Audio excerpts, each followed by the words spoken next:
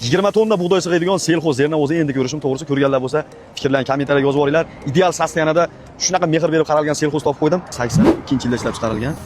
O'zini dizel motoriga metan uстановка qilingan. Ichida 150 talik, ichida 130 talik ikkala tomonga uстановка qilingan. Umumiy 10 ta balon hammasi 80% atrofida. Oldiga bes kamera qo'ygan ekansiz.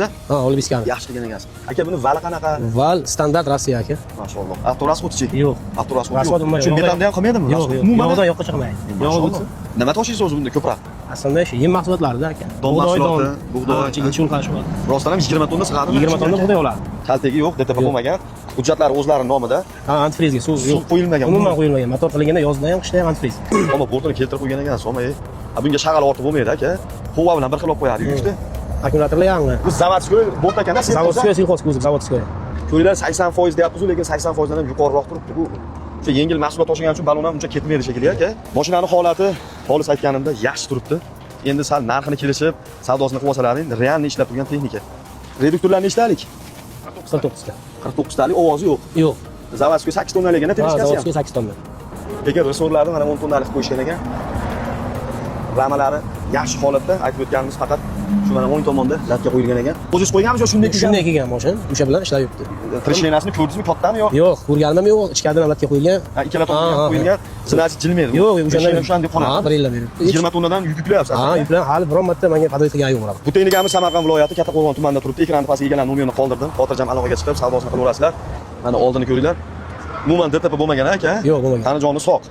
Antifriz. Mana salonni ichi ham yaxshi. Qovarichalar qo'yibdi. Ashkalar nima chiroyli chiqibdi. Qavosi ham chiqmas ekan-a? Yo'q, turadi. Turar ekan-a? Ko'ringlar mana yevro richeklar qo'yilgan. Qovarichalar qo'yilgan, universal dafchi qo'yilgan. Magnitofonlar ham qo'yilgan. Lekin akkuratniy turibdi. Mashalloh. Yarim оборотdan ko'plik qilyapti. Bu tramblor dedingiz-a? Tramblorda ham oson yurar ekan-a? Tixotda ko'taryapti, ko'ringlar.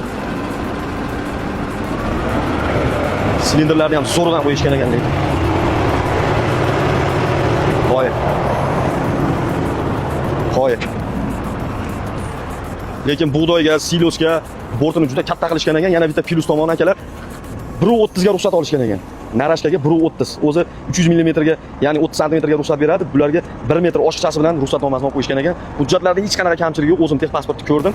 Yana o'zlaring kelib tekshirib guvoh bo'lasizlar. Tayyor ishlab turgan texnika lekin. 20 mingdan oshiqqa tushgan ekan, aka 17 ming qo'yib bering dedi. Mana kelganimga 2 soat ham bo'lib qoldi pastga. 17 ming qo'yib bering deyishdi. 16 ming dollar so'rayapmiz. Xudo xolasa aytib o'tganimcha naqd bilan kelsalaring, savdosi qilinadigan joyi bor. Sunnatiga o'tib berishadi. Bu video roligimizni yaxshi sostoyanida zerna o'stirib yurgan do'stingizga srojniy tashlab qo'yish esdan chiqmasin. Like qilsa do'stlar, bitta like bosib ketishdan unutmanglar. Savdolarni bersa yaxshi kunlarda ko'rishaylik.